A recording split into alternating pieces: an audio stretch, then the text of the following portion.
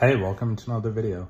So today we're going to be going into everything there is to know about VERMITHOR, the Bronze Fury. But before we begin, please be sure to like the video and subscribe to the channel. Also, a quick reminder that anyone who becomes a join member at any level will get a thank you banner at the beginning and a shout out at the end of every video. Thanks, let's jump straight into it. VERMITHOR was a bronze dragon with great tan wings. VERMITHOR was already a large dragon in 48 AC. Only Balerion and Vhagar were larger. By the time of the Dance of the Dragons, VERMITHOR was almost 100 years old. VERMITHOR was a fearsome beast. Accustomed to men having had a previous rider by the reign of Aegon II Targaryen, VERMITHOR was tolerant of the presence of people and more accepting of new riders. VERMITHOR often coiled with Silverwing. According to legend, VERMITHOR hatched from a dragon's egg that had been placed in the cradle of Prince Jaehaerys Targaryen by his sister Rhaena in 34 AC. In 42 AC at Dragonstone, VERMITHOR contributed his flames to the funeral pyre of King Aenys I Targaryen, together with the dragons Quicksilver and Silverwing. In 44 AC, Jaehaerys, his sister Alysanne, and their mother Alyssa Velaryon resided on Dragonstone as the hostages of Dowager Queen Visenya Targaryen. In the chaos following Visenya's death of natural causes that year, Jaehaerys, Alysanne, and Alyssa fled the island, along with Jaehaerys' dragon VERMITHOR and Alysanne's dragon Silverwing. VERMITHOR had accepted Prince Jaehaerys as his rider in 48 AC, when Jaehaerys made his claim for the Iron Throne. 9 days after the mysterious death of King Maegor I Targaryen, Jaehaerys flew to King's Landing upon VERMITHOR to claim the throne. During his reign, Jaehaerys and his sister wife, Queen Alysanne Targaryen, once visited Winterfell with 6 dragons. After Alysanne grew bored and flew her own dragon Silverwing north to the Wall, Jaehaerys came after her on VERMITHOR. VERMITHOR became riderless when Jaehaerys died in 103 AC. Throughout the reign of Jaehaerys' successor, King Viserys I Targaryen, VERMITHOR had no new rider. During this time, VERMITHOR remained on the island of Dragonstone and made his lair in one of the smoking caverns of the Dragonmont. In 129 AC, after the start of the Dance of the Dragons, Prince Jaehaerys Velaryon decided that his mother's faction needed more dragon riders. Many men attempted to claim a dragon of their own. Lord Gorman Massey attempted to approach VERMITHOR, who burned him to death.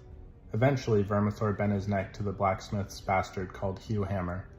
Hugh rode VERMITHOR to battle in the Battle of the Gullet, along with Silverwing, Sheepstealer, Vermax, and Seasmoke. VERMITHOR descended upon the 90 warships sailing under the banners of the Three Daughters. When King's Landing fell to Rhaenyra Targaryen's supporters, Hugh landed VERMITHOR upon the Hill of Rhaenys outside of the Dragon Pit. In the Dragon Pit, VERMITHOR made a lair before flying off to battle.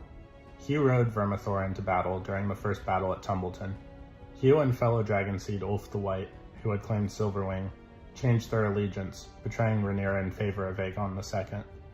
VERMITHOR, Silverwing, and Tessarion, the dragon of Aegon II's brother, Prince Daeron, let loose their flames upon Tumbleton, which was already sacked.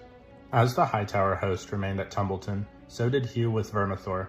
With Aegon II missing and Prince Aemon Targaryen dead, Hugh Hammer decided to fulfill his wish for the crown and declared himself king, as he was the rider of the oldest and largest living dragon.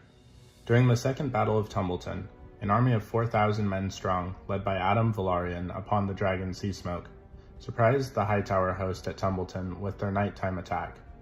Hugh rushed to Mount VERMITHOR, but was stopped by Jon Roxton, one of the caltropes who killed Hugh with his Valyrian steel sword Orphan Maker. VERMITHOR, now riderless, was still half asleep and on the ground when the 200 knights attempted to slay him. They died in their attempt. Wounded and enraged, VERMITHOR took flight, attacking all those around him. He snatched up a knight who tried to flee before him in his jaws, and burned Lords Piper and Deddings with their squires, servants, and sworn shields. While VERMITHOR was only 20 feet above the field, Seasmoke slammed into him from above. The 2 dragons rolled over the field, so entangled that neither was able to break free. According to Lord Benjicott Blackwood, Seasmoke was no match for VERMITHOR on account of the older dragon's size and weight. Lord Blackwood believed that VERMITHOR would have torn Seasmoke into pieces if Tessarion had not entered the fight. The 3 dragons fought to the death. VERMITHOR killed Seasmoke when he locked his teeth into the latter's neck and ripped his head off. He attempted to take flight with his prize still in his jaws, but his wings were tattered, causing him to be unable to bear the weight. After a moment, he collapsed and died. It is said that after dark, Silverwing, who had fled into the sky when the battle began, descended to land beside the slain dragons. Later, the singers would tell of how they tried to lift Vermithor's wing 3 times with her nose, as if to try and make him fly again. According to Archmaester Galdwin, this is most likely false. Vermithor and Sea Smoke's remains became a tourist attraction at the rebuilt Tumbleton. So what did you guys think of Vermithor, the Bronze Fury? Please let me know in the comments down below. If you haven't already, please be sure to like the video, subscribe to the channel. Just a quick reminder that anyone who becomes a join member at any level will get a thank you banner at the beginning of every video and a shout out at the end. Thanks, and I'll see you in the next video.